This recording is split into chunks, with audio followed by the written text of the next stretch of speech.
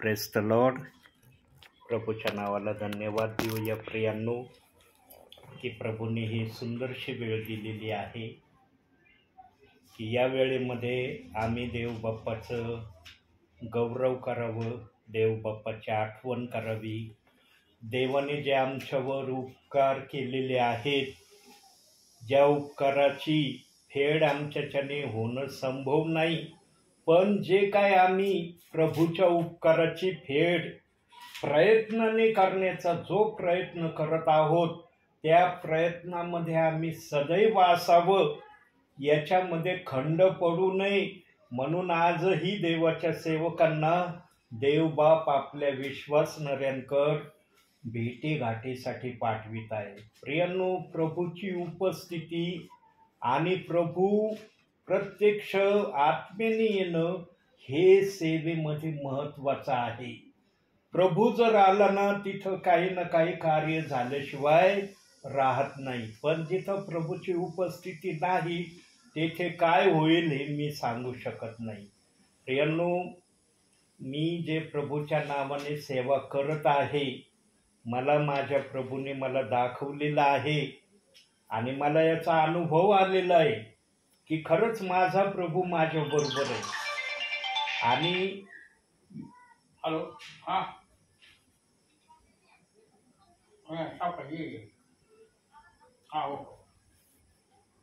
आणि याची उपस्थिती मला प्रत्येक वेळेला देवाचा आत्मा जाणू देतो. म्हणून मी सेवेत आहे. ज्या दिवशी मला देव बाप्पाची उपस्थिती माझ्यामध्ये नाही आणि प्रभूचा आत्मा माझ्याबरोबर बोलायला आता तयार होत नाही, असं जेव्हा मला दिसेल, तेव्हा मी तुम्हाला सेवा करताना दिसणार नाही. कितीही मी सेवा केलेली असली तरीही मला सेवेला येता येणार नाही. कारण देवाचा आत्मा कार्य करत आहे तर सेवा आहे. देवाचा आत्मा कार्य करत नाही, देवाचा सेवक सेवा करू शकत नाही. त्याला कोणत्याही सबबीने देवाची सेवा करणं संभव होणार नाही. आणि बुद्धीची सेवा विश्वासणारे तत्क्षणी ओळखायला लागले तर विश्वासणाऱ्यांना सांगायची आवश्यकता पडत नाही की बुद्धीची सेवा कशी आहे आणि बुद्धीपासून येणारं बोलणं कसं असतं हे विश्वासणारे ताबडतोब ओळखायला लागले. परंतु आत्म्यापासून जे असतं ना बोलणं, मग ते विचाराच्या माध्यमातून असू द्या, वचनाच्या माध्यमातून असू द्या, ते ऐकणाऱ्यांना ताबडतोब कळतं. आणि प्रियांनो, याच्या पुढचं अधिक खोलवर जर सांगायचं झालं तुम्हाला, ज्या घरामध्ये देवाच्या आत्म्याची उपस्थिती आहे ना, त्या घरातल्या प्रियजनांचा ताबा प्रथम पवित्र आत्मा घेतो. आणि पवित्र आत्मा त्यांना प्रेरणा देतो, ताकद देतो, शक्ती देतो की मी या ठिकाणी आलोय. हा सेवक फक्त शरीराने हजर आहे, परंतु या सेवकाला येण्या अगोदर मी या घरामध्ये उपस्थित आहे. आणि देवबाप्पाला जे करायचं असतं ना, ते देवबाप केल्याशिवाय कदापि राहत नाही. त्याला जे काय त्याच्या मनात असेल, सेवकाला कधी कळत नाही बरं का की देवबाप नेमकं काय करणार आहे. पण देवाने आज्ञा दिलेली आहे की तुझ्या जवळ काही ना काही तयारी असली पाहिजे, थोडं बहुत तुझ्या जवळ असलंच पाहिजे.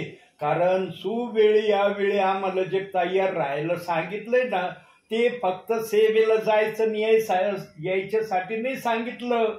त्या सुवेळी यावेळी तयार राहण्यामागं फार मोठा गहन अर्थ देव बाप्पाने आपल्या वचनात ठेवलाय. आणि त्या गहन वचनाचा अर्थ पवित्र आत्म्याशिवाय कोणाला सांगणं पण संभव नाही. म्हणून प्रियांनो, आम्ही ख्रिस्ती जीवनामध्ये वाटचाल करत असताना आमचं लक्ष शारीरिक गोष्टीकडचं असणं गरजेचं आहेच, पण त्यापेक्षा अधिक आत्मिक गोष्टीकडं आमचं लक्ष अधिक असणं गरजेचं आहे. कारण प्रियांनो, जगातलं जे काही शारीरिक आहे त्या शारीरिकाला देव बाप वर स्वर्गामध्ये विचारणार नाही. स्वर्गामध्ये शारीरिक धनाविषयी देवबाप विचारणार नाही तुम्ही किती शारीरिक धन जमा केलं. पण आम्ही आत्मिक जे काही जमा केलं असेल ते आत्मिक आम्हाला आत्म्याचे आशीर्वाद देणारं धन आहे. आणि सर्वात मोठा आशीर्वाद कोणता आहे माहिती का प्रियांनो? सर्वात मोठा आशीर्वाद, सर्वात बहुमानाचा आशीर्वाद कोणता आहे? जर प्रभूने आमच्या डोक्यावर त्याने तयार केलेला मुकुट जर आम्हाला देवबाप्पाने घातला तर आम्ही समजून घ्यायचं आम्ही प्रभूच्या नजरेमध्ये सर्वात आशीर्वादित प्रियजन आहे. पण प्रियांनो, हा मुकुट सर्वांना भेटणार नाही. हा मुकुट इतका सोपा नाही. हा मुकुट इतका सहजासहजी पण प्रभू देणार नाही. त्याच्यासाठी आम्हाला काहीतरी असं कार्य प्रभूच्या नावात राहून करावं लागेल की जेणेकरून प्रभू ते पाहिल आणि म्हणणारे यांना मुकुट देणं गरजेचं आहे. कारण यांनी पृथ्वीवर माझ्या नावासाठी प्रभूच्या नावामध्ये उत्तम ते कार्य केलेलं आहे. प्रियांनो, देव बाप्पाने प्रत्येकाला काही ना काही प्रभूमध्ये राहून कार्य करण्यासाठी सिद्ध केलेलं आहे. फक्त आम्ही ते ओळखलं पाहिजे. प्रभूने माझ्याकडून काय कार्य करून घेण्याचं ठरवलंय. म्हणून 9 कृपादानं प्रभूने ठेवलेत. 9 कृपादानामध्ये कोणत्या ना कोणत्या कृपादानामध्ये आम्ही निश्चित बसलेलो आहोत. देवाने आम्हाला कोणत्या ना कोणत्या कृपादानाने भरलेलं आहे. आम्ही बिगर कृपादानाचे नाही. आणि जे कोणी स्वतःला म्हणत असतील ना मी कृपादानाने भरलेला नाही, मी बिना कृपादानाचा आहे, त्याने समजून घ्यायचं तो प्रभूचा नाही. आगत स्वागत करण्यापासून प्रभूने कृपादानाची सुरुवात केलेली. बघा, कृपादानामध्ये देवबाप्पाने आपले कृपादान पण कसे प्रदान केलेत. आगत स्वागत करण्याचं, पाहुणचार करण्याचं हे देखील कृपादान प्रभूने ठेवलं आहे. आज सांगा मला, तुम्ही ख्रिस्ती जीवनामध्ये वावरत असताना तुम्हाला निरनिराळ्या ठिकाणी निरनिराळे अनुभव तुमच्या अनुभवास आले असतील. प्रत्येक परिवार, प्रत्येक ख्रिस्ती येणाऱ्या विश्वासणाऱ्याचं आगत स्वागत करतो का नाही? आज मी तुमच्या परिवारात प्रभूच्या नावाने आलो, केलं ना तुम्ही माझं आगत स्वागत. प्रियांनो, इथपासून समजून घ्यायचं की जो प्रभूचा आहे त्याच्यामध्ये प्रभूचा गुण आहे. जो प्रभूचा नाही त्याच्यामध्ये प्रभूचा गुणच दिसणार नाही. आणि ज्याच्यामध्ये प्रभूचा गुण नाही ना त्याच्यामध्ये प्रभूचा आचरणही तुम्हाला दिसणार नाही. तो आचरणाविरहित प्रभूमध्ये चाललेला आहे. फक्त आम्ही ओळखलं पाहिजे की आमच्यामध्ये प्रभूने काय ठेवलेलं आहे.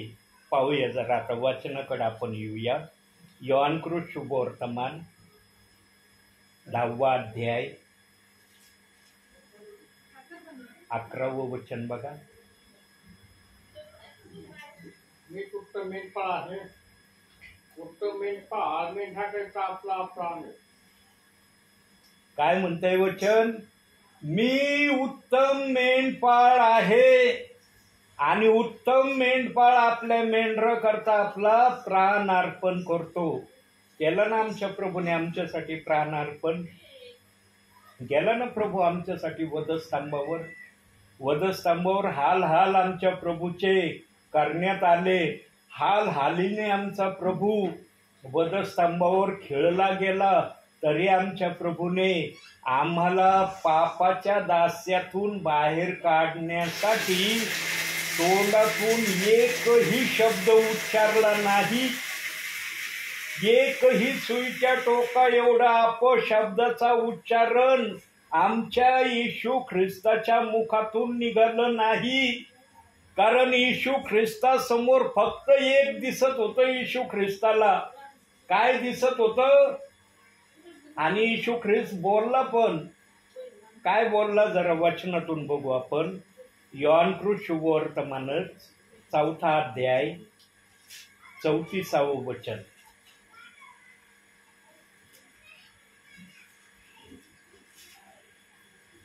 चौथा अध्याय 34 वचन. एक सुद्धा म्हणाला, ज्याने मला पाठविले त्याच्या इच्छेप्रमाणे करावे व त्याचे कार्य सिद्धीस द्यावे, हेच माझी आज्ञा आहे. बघा, येशू ख्रिस्त आपल्या जीवनामध्ये त्याच्या समयामध्ये हयात असताना सांगायचा विश्वास ठेवणाऱ्यांना येशू ख्रिस्त प्रचार करायचा. प्रियांनो, गावोगावी तो पाय पाय जायचा.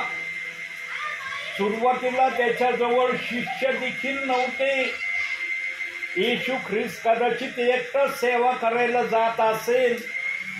आणि जेव्हा लोकांना माहिती पडला असेल की अरे हा चमत्कार करणारा आहे, हा निरनिराळ्या माध्यमातून लोकांना आशीर्वाद देणारा देव आहे, हा खायला देतो, हा बरं करतो, हा सर्व प्रकारची शांती देतो, हा सर्व मनुष्याला उपयोगी असे भावी जीवनामध्ये जगण्यासाठी सर्व पर्यायांनी तृप्त करतो, तेव्हा येशूच्या माग लोकांची भीडच्या भीड दिसायला लागली.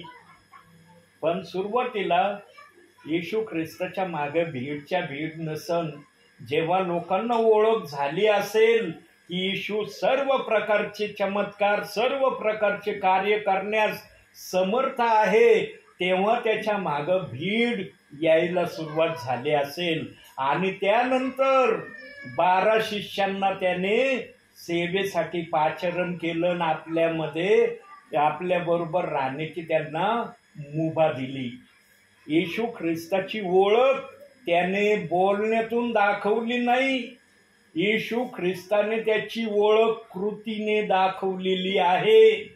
म्हणून आम्ही पण जर प्रभू येशू ख्रिस्ताच्या नावामध्ये आज वाटचाल करत आहोत, जगत आहोत, तर आम्ही पण बोलण्यापेक्षा करण्याने देव बाप्पाला अधिक संतुष्ट करण्यामध्ये आमचं लक्ष ठेवलं पाहिजे.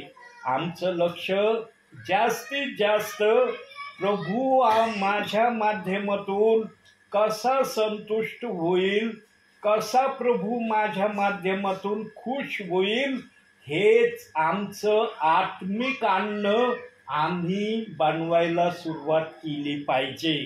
जसं येशू म्हणत होता, ज्याने मला पाठवलं त्याची इच्छा पूर्ण करणे हेच माझं अन्न आहे, तसं आम्ही पण प्रभूला आमच्या भावी जीवनातून बोलून नव्हे तर कृतीने करून दाखवून म्हणलं पाहिजे, प्रभू तुझी इच्छा प्रत्येक क्षणाला माझ्या जीवनातून होईल तेवढी पूर्ण करण्याचा मी सतत प्रयत्न करील, हेच माझं आध्यात्मिक अन्न तू बनव.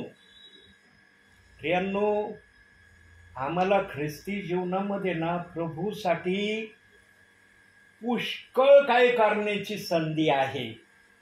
पुष्कळ काही आम्ही प्रभूमध्ये राहून करू शकतो. फक्त आमच्यामध्ये तो प्रभूचा आत्मा आहे का याचं परीक्षण सर्वप्रथम आम्ही करणं गरजेचं आहे. जर देवाचा आत्मा आमच्यामध्ये आहे ना, तर तो आत्मा कधी विश्वासणाऱ्याला, सेवकाला शांत बसू देत नाही. तो नेहमी काही ना काही सांगणारा आहे, नेहमी काही ना काही करणारा आहे. बघा, उपासाचे दिवस सुरू झालेत आहे ना. या उपासाच्या दिवसामध्ये सर्व विश्वासणारे आत्म्याने आणि खरेपणाने देवाला उंच करण्याचंच ध्येय आणि लक्ष त्यांनी ठेवलेलं आहे. मग ते 40 दिवसामध्ये कशा कशा प्रकारे देव बाप्पाला उंच करायचं हे त्यांनी ठरवलेलं आहे.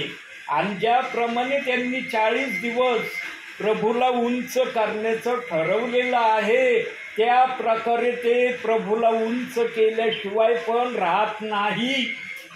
उंचच करतात प्रभूला ते. मग कशा प्रकारे करतात ते विश्वासणाऱ्याला अनुभवातून कळतं. पण या समयामध्ये कोणीही प्रभूला उंच केल्याशिवाय राहत नाही. काही जण उपासामध्ये असतील, काही जण प्रार्थनेमध्ये असतील. हर माध्यमातून आमच्या तारणाऱ्याला या समयाला उंच केलं जात आहे. प्रियांनो, देवाला उंच करण्यासारखं जीवनामध्ये दुसरं कार्य कोणतंच नाहीये.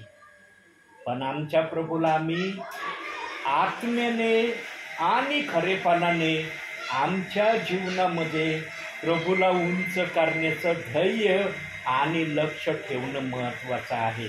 आणि या गोष्टीमध्ये बायबल वाचन हे सर्वात प्रथम कार्य आमच्या जीवनामध्ये असलं पाहिजे. बघा, आता बायबलचा विषय आला, एक वचन बघू आपण. नीतिसूत्रे 16वा अध्याय 20वे वचन. नीतिसूत्रे 16वा अध्याय 20वे वचन. वचनाकडे लक्ष पुरवतो त्याचे कल्याण. जो वचनाकडे लक्ष पुरवतो त्याचे कल्याण होते. जो परमेश्वरावर भाव ठेवतो तो धन्य आहे. किती देव बाप्पाने आपल्या वचनाला महत्व दिलंय. आणखी एक वचन बघूया. स्तोत्र संहिता 138 दुसरं वचन. स्तोत्र संहिता 138 दुसरं वचन.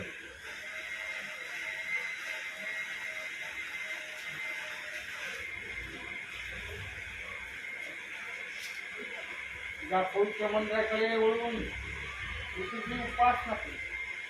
तुझ्या दयेमुळे तुझ्या सत्तेमुळे तुझ्या नावाचे उपवास म्हणून, तर तो आपल्या संपूर्ण नाव होऊन आपल्या वचनाची थोरवी वाढवली. कशाची थोरवी वाढवली प्रभूने? आपल्या वचनाची थोरवी वाढवलेली आहे. आपल्या वचनाला देव बाप्पाने बायबलमध्ये सर्वात प्रथम स्थान दिलेलं आहे. म्हणून आम्ही पण आमच्या भावी ख्रिस्ती जीवनामध्ये देवाच्या वचनाला प्रथम जागा देणं महत्त्वाचं आहे. आणि ज्यांच्या जीवनामध्ये बायबलला प्रथम जागा आहे प्रियांनो, त्या विश्वासणाऱ्यांना बोलून दाखवण्याऐवजी त्यांच्या कृतीनेच देवबाप विश्वासणाऱ्यांना काही गोष्टी समजू देतो. कोणत्या समजू देतो माहिती का प्रियांनो? जे नेहमी बायबलचे अभ्यासक असतात, वाचक असतात, बायबलचं मनन थोड्या अंश प्रमाणात करणारे असतात, अशा प्रियजनांची सर्वप्रथम ओळख काय माहिती का प्रियांनो? त्या प्रियजनांचे चेहरे देवबाप चमकदार करतो. त्यांचे शरीर चमकदार झाल्यासारखं आम्हाला दिसतं. जेव्हा देवाच्या सानिध्यामधून मोशे 40 दिवस 40 रात्रीचे उपवास करून खाली इस्रायली लोकांकडे आला, तेव्हा इस्रायली लोकांना मोशेचा चेहरा पाहायला हिम्मत व्हायना, कारण इतका चेहरा मोशेचा चमकदार झाला होता. आणि काही जण मोशेला बोलले पण असतील, मोशे तुझा चेहरा इतका चमकदार झालाय, आम्हाला तुझा चेहरा पाहवत नाही. प्रियांनो, देव बाप्पासाठी आम्ही जर श्रम घेतले ना, आम्ही जर कष्ट घेतले ना, तर आमचे श्रम आणि कष्ट देवबाप व्यर्थ करत नाही. तर त्या श्रमाचं कष्टाचं आम्हाला प्रतिफळ काही ना काही देवबाप दाखवल्याशिवाय राहत नाही. तो आम्हाला त्या गोष्टीची जाणीव करून देतो की तुम्ही जे काही परिश्रम केले, जे काही परिश्रम तुम्ही करत आहात, त्या परिश्रमाचं मी तुम्हाला हे मोबदला देतो. आणि प्रियांनो, ज्या प्रियजनांच्या जीवनामध्ये देव बाप्पाकडून आशीर्वाद मिळण्याचं, आशीर्वाद घेण्याचं जर कृपादान आहे, तर प्रियांनो, त्या प्रियजनांसारखे आशीर्वादित प्रियजन माझ्या माहितीप्रमाणे कुणी नाही. प्रियांनो, नेहमी देवाच्या आशीर्वादावर अवलंबून राहा. देवाचा आशीर्वाद मला कसा मिळेल, देवाच्या सानिध्यामध्ये मी अधिक कसा वाढेन, देवाची माझी संगती जास्तीत जास्त मला कशी ठेवता येईल, देव माझ्याकडं पाहून प्रसन्न मुख कसा होईल, या गोष्टीकडं जास्तीत जास्त लक्ष ठेवण्याचा या समयासारखा दुसरा उत्तम समय कोणताही नाही. म्हणून प्रियांनो, जे प्रभूमध्ये परिश्रम करतात ना, त्यांना प्रभू त्याच्या परिश्रमाचं प्रत्युत्तर या देहामध्ये असतानाच काही अंशी देतो, आणि जे राहिलेले प्रत्युत्तर असतं ते वर आम्हाला प्रभूच्या दरबारामध्ये देवबाप हजारो विश्वासणाऱ्यांच्या समवेत त्या ठिकाणी प्रदान करणार आहे. म्हणून देवाने सांगितलं, तुम्ही आपले धन वर स्वर्गात साठवा. ते धन साठवण्यासाठी कुठलाही हलगर्जीपणा तुमच्यामध्ये येऊ देऊ नका. प्रति दिवशी तुमचं थोडं का होईना आध्यात्मिक धन वर स्वर्गामध्ये साठवीत राहा. पण आजची परिस्थिती काही अंशी अशी आहे प्रियांनो, काही जणांनी आपल्या स्वर्गामध्ये आध्यात्मिक धन साठवण्याचं खातच काही जणांनी उघडलं नसेल. जर देवबाप्पाचा आत्मा मला हे शब्द बोलण्याची प्रेरणा देतोय, तर असं काही ना काही ठिकाणी होत आहे आणि प्रभूच्या आत्म्याला ते दिसत आहे. म्हणून प्रियांनो, कमीत कमी अंतिम समयामध्ये तरी विश्वासणाऱ्याने थोडं का होईना आपलं आध्यात्मिक धन स्वर्गामध्ये साठवलंच पाहिजे. आणि जो कोणी आध्यात्मिक धन स्वर्गामध्ये साठवीन ना प्रियांनो, त्यांना त्याचं बक्षीस प्रभू दिल्याशिवाय राहणार पण नाही. एक वचन बघूया आपण, प्रगटीकरण 3 अध्याय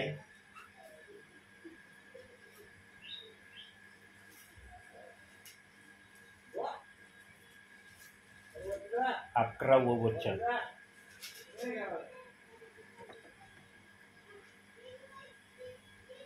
मी लवकर येतो, तुझा मुकुट कोणी घेऊ नये म्हणून जे तुझ्याजवळ आहे ते दूर धरून राहा. तुझा मुकुट कुणी घेऊ नये म्हणून जे तुझ्या जवळ आहे ते दृढ धरून राहा. पण असलं तर दृढ धरून राहता येईल, काही नसलं तर काय दृढ धरून राहणार आहे. म्हणून प्रभू बोलला की काही जणांनी वर स्वर्गामध्ये आध्यात्मिक धन साठवायचं खातच काही जणांनी उघडलेलं नाही. पण ज्यांनी उघडलेलं आहे त्यांना आदेश आहे देव बाप्पाचा की तुम्ही जे काही करत आहात ते करीत राहा, त्याच्यामध्ये खंड पडू देऊ नका. खंड आमचा कशाने पडू शकतो, वचनातूनच दाखवतो. प्रगटीकरणच 2 अध्याय 5वं वचन.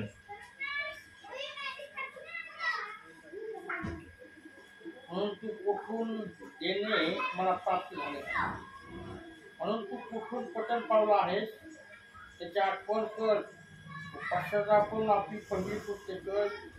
पश्चाताप केला नाही तर मी तुझ्याकडे येईन आणि तुझी समय तिच्या आठवणावरून काढून टाकेन. तू कोठून पतन पावला आहे किंवा पडला आहे याची आठवण कर. म्हणजे जो पण प्रभूच्या नावामध्ये विश्वासणारा येतो तो सुरुवातीला काही ना काही थोडं का होईना धन साठवण्याची तयारी करतो. पण जसा प्रभूमध्ये वाढण्याला तो सुरुवात करतो, मग निरनिराळ्या माध्यमांमध्ये त्याचं जेव्हा चलनं होतं, आणि विशेष करून एखादा व्यक्ती मुख्यत्वे करून पडण्याचं कारण काय असतं माहिती का प्रियांनो? कधी कधी भावी जीवनामध्ये येणारे संकटामुळे बहुअंशी विश्वासणारे पडल्याशिवाय राहत नाही याचा अनुभव माझ्याजवळ आहे. मी माझ्या जीवनामध्ये 3 वेळेस पडलो हे मी वारंवार प्रभूच्या उपस्थितीमध्ये सांगितलेलं आहे. पण 3ही वेळेस पडलो, देव बाप्पाने मला उठवून उभं केलं. कारण मी पडलो जरी ना, पण मी देवाकडे पुन्हा गेलो. मी देवाला म्हणलं, देव बाप्पा मी पडलो, मी चुकलो, मी मार्ग भ्रष्ट झालो, मी तुझ्या आज्ञेविरुद्ध वागायला सुरुवात केली, पण आता मला पुन्हा तुझ्या आज्ञेमध्ये यायचंय. पुन्हा मला तुझ्याबरोबर ती संगती ठेवायची आहे ज्या संगतीसाठी तू मला या जगामध्ये पाठवलेलं आहे. प्रियांनो, मनुष्याच्या जीवनामध्ये पडणं हे निश्चित होणार आहे. कोणीही पडल्याशिवाय राहणार नाही. परंतु प्रियांनो, बायबलमध्ये आणखी एक शब्द सांगितलेला आहे. पतित हा शब्द बायबलमध्ये सांगितलाय. पतित हा शब्द देखील बायबलमध्ये प्रभूच्या आत्म्याने ठेवलेला आहे. जे पतित झालेले असतात ना प्रियांनो, पतित होणं म्हणजे काय? पूर्णपणे आपल्या जीवनातून प्रभूचं अस्तित्व काढून टाकणं, प्रभूला आपल्या जीवनामध्ये कुठल्याही प्रकारची जागा न देण्याचं ज्यांनी कायमस्वरूपी ठरवलंय ते पतित आहेत. आणि त्या पतितांसाठी कोणतीही आशा बायबलच्या आत्म्याने ठेवलेली नाही. बघूया ते वचन आपण. इब्रिकराचं पत्र 6वा अध्याय 5 आणि 6 वचन बघा काय म्हणते ते वचन.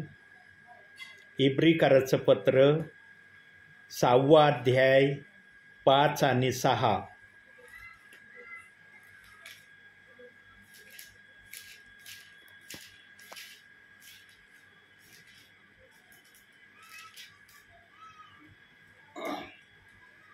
आणि ज्यांनी देवाच्या सुवचनाची व येणाऱ्या युगाच्या सामर्थ्याची वृत्ती घेतली, ते जर पतित झाले तर त्यांना पश्चाताप होईल, असे त्याचे पुन्हा नवीकरण करणे अशक्य आहे. आणि ते देवाच्या पुत्राला स्वतः पुरते नव्याने व दस्तंभ खेळतात व त्याचा उघड अपमान केला. बघितलं, हे ते पतित आहेत. या पतितांना कोणतीही आशा देवाच्या आत्म्याने ठेवलेली नाही. कारण या पतित लोकांनी देवाला आपल्या जीवनातून कायमस्वरूपी काढून टाकलेलं आहे. आणि प्रभूला ते बोलले पण असतील, मी माझ्या भावी जीवनामध्ये आतापासून मरणापर्यंत तुझं नाव घेणार नाही, तुझ्या नावामध्ये मी कधीच चालण्याची इच्छा ठेवणार नाही, इथपर्यंतचे वाक्य ते बोललेले असतील. हे ते खरे पतित आहेत. यांच्यासाठी आशा नाही. परंतु जे प्रभूला संकटामुळं सोडून देतात आणि थोडेसे संकटातून ते निवारले किंवा संकटाचं ओझं त्यांच्या डोक्यातून त्यांनी कमी केलं, ते पुन्हा देवाकडे येतात ना, देवबाप त्यांना कधी नाकारित नाही. कारण आमच्या जीवनामध्ये पडणं होणार आहे हे नीतिसूत्रामध्ये देवबाप्पांनी सांगून ठेवलंय. कारण देवबाप्पाला हे वचन बनवित असताना माहीत पडलेलं होतं की माझ्या नावामध्ये राहणारा विश्वासणारा भावी जीवनामध्ये पाडणार आहे. आणि म्हणून नीतिसूत्रे 16वा अध्याय त्याचं 24वा अध्याय 16वं वचन बघूया त्या ठिकाणी काय प्रभू म्हणतोय.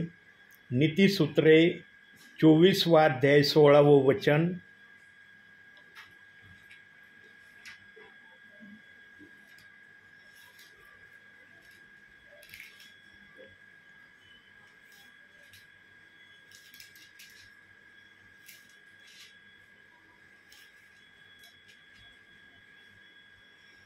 कारण धार्मिक 7 वेळा पडला तरी तो पुन्हा दुर्जन अरिष्ट आल्याबरोबर जमीन दोस्त होता.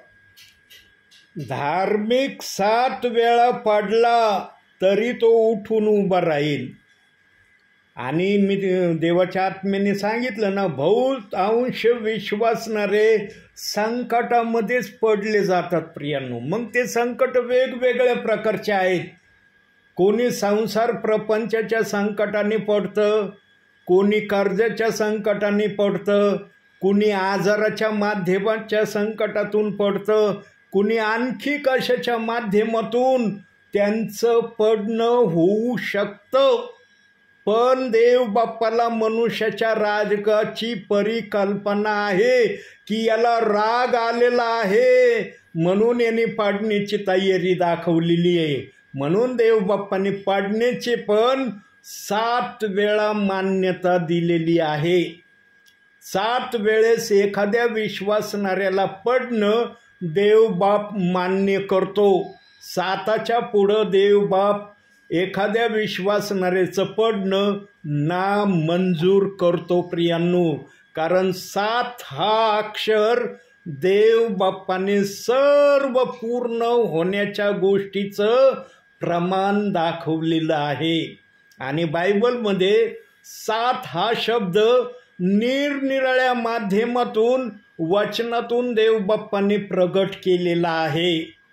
आणि देव बाप्पाने हे 7 अक्षराचा शब्द निरनिराळ्या माध्यमातून यासाठी प्रगट केलेला आहे की देव बाप्पाला दाखवायचं आहे की मनुष्याच्या जीवनामध्ये 7पेक्षा अधिक भारी संकट कधीच येणार नाही. 7 आकड्याला ओलांडून ते जातील, 8व्यापर्यंत येतील, असे संकट त्यांच्या जीवनात येणारच नाही. म्हणून मी माझ्या भावी जीवनामध्ये 3 वेळेस पाडण्याची कृती करून प्रभूला दाखवली आहे. आणि प्रभूने ती पाहिली पण आहे की खरोखर हा 3 वेळेस भावी जीवनामध्ये पडलेला आहे. म्हणून देव बाप्पाने जेव्हा मी 3ऱ्या वेळेस पडलो ना, त्यानंतर देव बाप्पाने ठरवलं की आता याचं पडणं मला थांबवायचं आहे. आणि जेव्हा देव बाप्पाने माझं पडणं थांबवायचं ठरवलं ना प्रियांनो, तेव्हा देव बाप्पाने मला देवाचा सेवक बनवलं. आणि मग देवाच्या सेवकाचं काय महत्त्व असतं, देवाचा सेवक काय करतो, याची सर्व माहिती देव बाप्पाने मला वचनातून आणि देवाच्या दासांच्या माध्यमातून राहण्याच्याद्वारे कळवली. आणि जेव्हा मला या गोष्टी समजल्या प्रियांनो, तेव्हा माझ्या भावी जीवनामध्ये माझं पडणं पूर्णपणे देव बाप्पाने थांबवलं. प्रियांनो, देव बाप्पाला एखाद्या विश्वासणाऱ्याच्या मनाची परिकल्पना समजती की हा कोणत्या भावनेतून पडत आहे, कोणती भावना याला पाडण्यासाठी मजबूर करत आहे. कोणाला जरी या गोष्टीची माहिती मिळत नसेल, पण आमच्या देव बाप्पाला प्रत्येक गोष्टीची माहिती प्रत्येक विश्वासणाऱ्याची, प्रत्येक सेवकाची आहे. म्हणून देव हा सार्वभौम आहे, त्याला सर्व काही कळतं. त्याला आम्ही सांगितलं नाही तरी त्याला आमच्या मनातल्या योजना, हृदयातले विचार सर्व काही अवगत होतात प्रियांनो.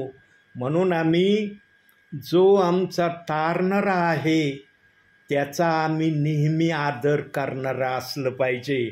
म्हणून आजचं वचन काय आलं, मी उत्तम मेंढपाळ आहे आणि उत्तम मेंढपाळ मेंढरांकरता आपला प्राण देतो. प्रियांनो, आमचा प्रभू उत्तम मेंढपाळ आहे आणि त्या उत्तम मेंढपाळाखाली आम्ही सदैव राहण्याची इच्छा दाखवणं हेच आमच्या जीवनाचं आद्य कर्तव्य आम्ही आमच्या जीवनातून कृतीने प्रभूला सादर करणारे असावे.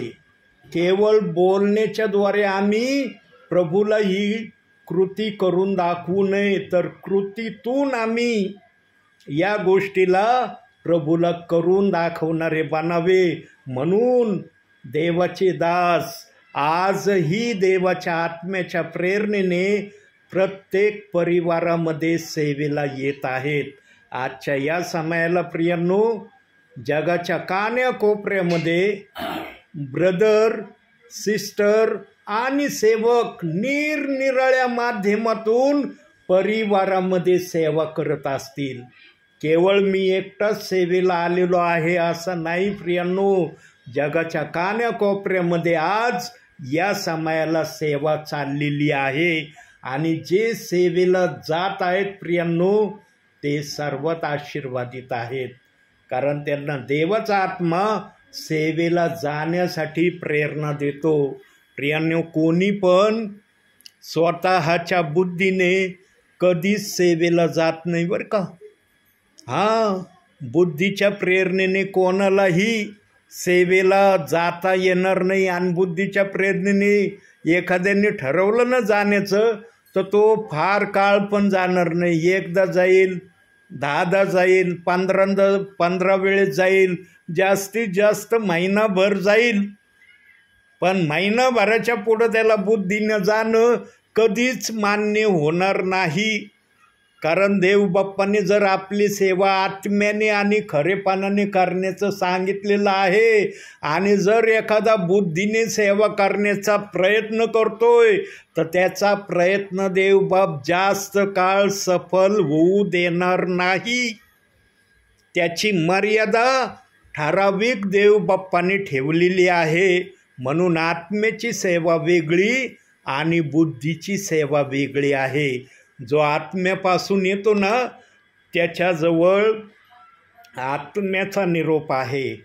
आत्मा जे काही त्याला बोलायला सांगतो, जे काही करायला सांगतो, तेच तो बोलणारा आपल्यासमोर सादर करतो. म्हणून प्रियांनो, सध्या लेनचे दिवस चाललेले आहेत.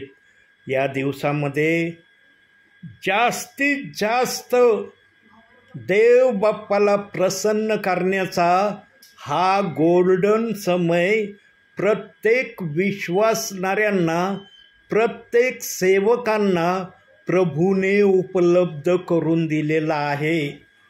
वचन कधी मनुष्याला गलत रस्ता दाखवित नाही. वचन कधीच मनुष्याला पाप करण्यासाठी प्रेरित करत नाही. वचन कधीच आम्हाला अंधाराचा रस्ता दाखवित नाही, तर वचन आम्हाला प्रकाशाचा मार्ग दाखवतो आणि आमच्या भावी जीवनाला एक नवीन आनंदाचं जीवन, जल्लोषाचं जीवन, उत्साहाचं जीवन कसं आहे या गोष्टीचा अनुभव कृतीने सादर करतो. म्हणून प्रियांनो, जो वचनाप्रमाणे चालण्याची इच्छा ठेवतो ना, त्याच्याजवळ देव बाप्पाचा आत्मा आहे. तो देवाची इच्छा पूर्ण करणारा आहे. तो देवापासून जन्मलेला आहे आणि त्याच्यासाठी देव बाप्पाने वर, जे प्रभू म्हणला मी वर जातो स्वर्गात तुमच्यासाठी जागा तयार करतो, त्यांच्यासाठी प्रभूने जागा नव्हे तर घरं पण तयार केलेली आहेत. आणि आता देवबाप्पाचं ते पण कार्य पूर्ण झालेलं आहे. म्हणून आता आमचा प्रभू येण्याच्या तयारीत आहे. तो जर येण्याच्या तयारीत आहे प्रियांनो, तर आम्ही पण काहीतरी त्याच्या आगत स्वागतासाठी तयारीत असणं महत्त्वाचं आहे. आणि आत्मिक जीवनाच्या तयारीपेक्षा चांगली तयारी देवाच्या इच्छेप्रमाणे कोणतीच नाही. शारीरिक जीवनाच्या सर्व गोष्टी देव बाप्पाने देण्याचं अभिवचन बायबलमध्येच प्रभूने प्रदान केलंय.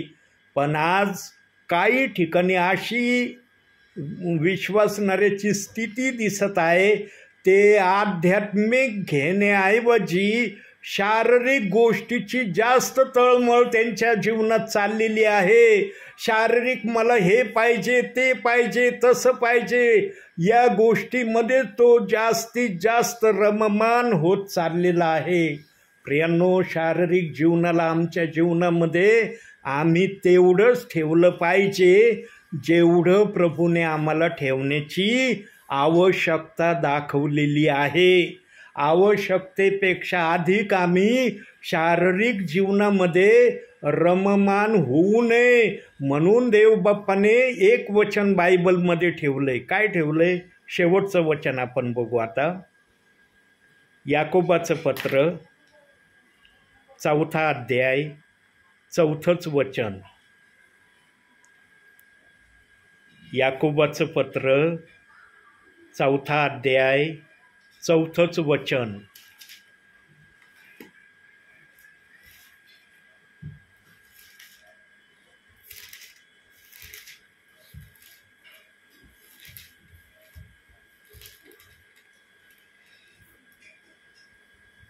अविश्वासू लोकांना जगाची मैत्री ही देवाबरोबर वैर आहे, हे तुम्हाला ठाऊक नाही काय? जो कोणी जगाचा मित्र पाहतो तो देवाचा वैरी ठरला आहे. पाहिलं देवाचं काय अभिवचन आहे?